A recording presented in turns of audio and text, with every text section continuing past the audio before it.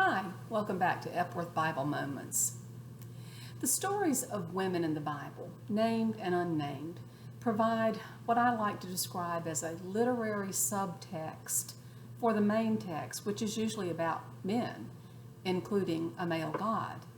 The stories often involve sensitive topics like fertility and infertility, pregnancy and childbirth, incest and rape.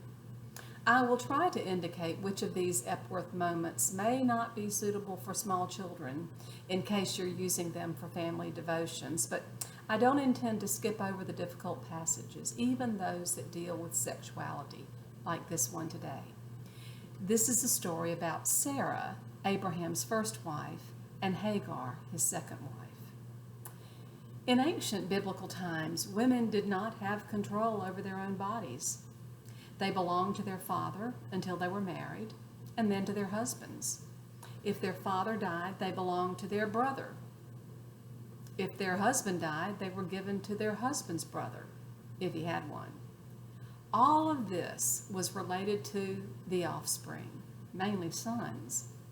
If the woman belonged to her husband, her offspring would also belong to him. Pregnancy was understood as the planting of the male seed into the female womb. If a woman was not fertile, blame was placed on the womb, not the seed. In other words, on the woman. Fertility of crops, animals, and humans was seen as God's blessing. Infertility of crops, animals, and humans was seen as God's curse. So it's not too surprising to see why Sarai would ask Abram to use her maidservant Hagar as a surrogate mother for the infertile and very old by this time Sarai. It's also not too surprising that Sarai would be jealous to see Abram's child growing in Hagar's belly. But what does seem surprising is the Bible says Sarai dealt harshly with Hagar, so harshly that Hagar ran away into the wilderness. There, Hagar encountered an angel of the Lord, it's known as a theophany, who promised her almost the same thing God had promised Abraham, that God would make of her the mother of a multitude of descendants.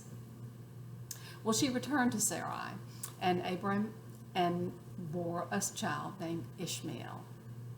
Later in the Bible, we learn that Ishmael married a woman from Egypt, and they had 12 sons. Descendants of Ishmael, by the way, were the Arab people, among whom were the founders of Islam. So read the story of Hagar and Ishmael, found in Genesis chapters 16, 17, and 21. And come back next time for Epworth Bible Moments.